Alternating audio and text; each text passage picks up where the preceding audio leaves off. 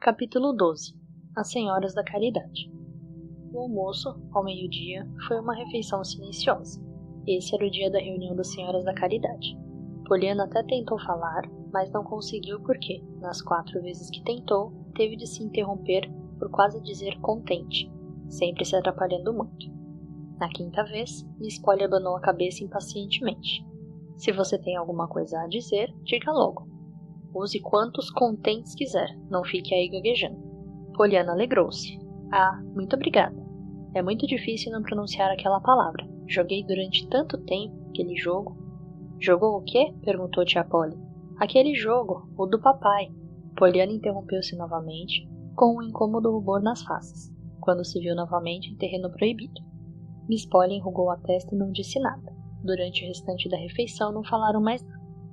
Logo a seguir, Miss Polly telefonou para a mulher do pastor, comunicando que não poderia estar presente na reunião das Senhoras da Caridade naquela tarde, devido a uma dor de cabeça. Quando a tia subiu para o seu quarto e fechou a porta, Poliana tentou ter pena da dor de cabeça, mas não pôde deixar de se sentir contente pelo fato da tia não poder estar presente quando ela fosse apresentar o caso de Jimmy Bean às Senhoras da Caridade. Ela não podia se esquecer que tia Polly tinha chamado o Jimmy de pequeno pedinte, e ela não queria que a tia repetisse isso diante das Senhoras da Caridade. Poliana sabia que as Senhoras da Caridade reuniam-se às 2 horas da tarde na capela, junto à igreja, a pouco mais de meio quilômetro da sua casa. Planejou a sua partida de modo a chegar lá um pouco antes das 3 da tarde. Quero que estejam todas lá, disse para si mesma. Senão, pode acontecer que justamente a que não esteja presente seja a única disposta a aceitar o Jimmy. Além disso, 2 horas sempre quer dizer 3 horas para as Senhoras da Caridade. Calma e confiante, Poliana subiu os degraus da capela, abriu a porta e entrou no vestíbulo. Da sala principal vinha um murmúrio confuso de vozes femininas. Com uma ligeira hesitação, Poliana abriu a porta. As vozes acalmaram-se com a surpresa. Poliana avançou timidamente. Agora que tinha chegado o momento, sentia-se muito envergonhada. Afinal, esses rostos meio estranhos não eram os das suas Senhoras da Caridade. Como estão, senhoras? Perguntou educadamente. Eu sou Poliana Whittier. Creio que algumas das senhoras me conhecem, ainda que eu não conheça todas vocês. Agora o silêncio era quase total. Algumas das senhoras não conheciam a extraordinária sobrinha de sua colega, embora quase todas já tivessem ouvido falar dela. Naquele momento, nenhuma delas encontrava nada para dizer. Vim aqui expor um caso, balbuciou Poliana após alguns segundos, utilizando inconscientemente as palavras que seu pai usava. Ouviu-se um sussurro geral. Foi sua tia que mandou você? Perguntou Miss Ford, a esposa do pastor. Poliana corou um pouco. Não, eu vim por conta própria. Estou acostumada a tratar com as Senhoras da Caridade. Foram elas que me criaram junto com o meu pai. Uma delas riu histericamente e a mulher do pastor franziu a testa. Sim, querida, o que é? É por causa de Jimmy Bean, suspirou Poliana. Ele não tem casa.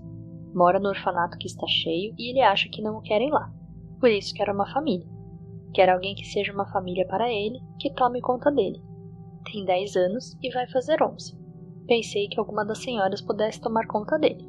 Pensou, murmurou uma voz, quebrando a pausa de espanto que se seguiu às palavras de Poliana.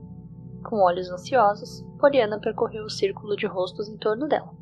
Ah, me esqueci de dizer, ele quer trabalhar, acrescentou ela ansiosamente. O silêncio manteve-se. Depois, friamente, uma ou 2 das senhoras começaram a interrogá-la. Algum tempo depois, tinham a história completa e começaram a conversar umas com as outras, animadamente, mas sem grande contentamento. Poliana ouvia com ansiedade crescente. Ela não entendia algumas coisas que diziam. No entanto, percebeu que nenhuma das mulheres presentes tinha uma casa para dar a Jimmy, embora cada uma delas pensasse que uma das outras devia ficar com ele, visto que várias não tinham crianças pequenas em casa. Porém, não havia nenhuma que estivesse disposta a ficar com ele. A mulher do pastor sugeriu então que, talvez em conjunto, pudessem assumir a responsabilidade do seu sustento e educação, enviando menos dinheiro este ano para as crianças da longínqua Índia.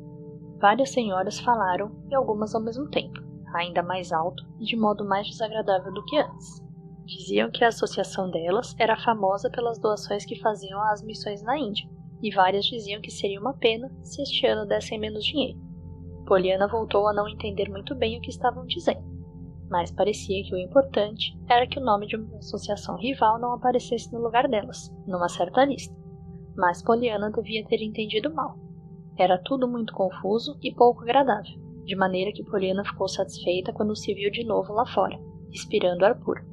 Mas, ao mesmo tempo, estava muito triste, porque sabia que ia ser muito difícil dizer ao Jimmy, no dia seguinte, que as senhoras da caridade tinham decidido que era preferível enviar dinheiro para os meninos da Índia do que criar um menino da sua própria cidade. E a razão para isso era o fato de que não iriam ser mencionadas em primeiro lugar numa tal lista, segundo tinha dito a senhora alta de óculos. Pollyanna pensava que, evidentemente, era bom enviar dinheiro para os países mais pobres, e não queria que elas deixassem de enviar, mas tinham agido como se os meninos daqui não tivessem importância e só fossem dignos de cuidado os meninos dos países distantes. Apesar de tudo, pensava que as senhoras deveriam preferir ver Jimmy Bean crescer do que um simples relatório.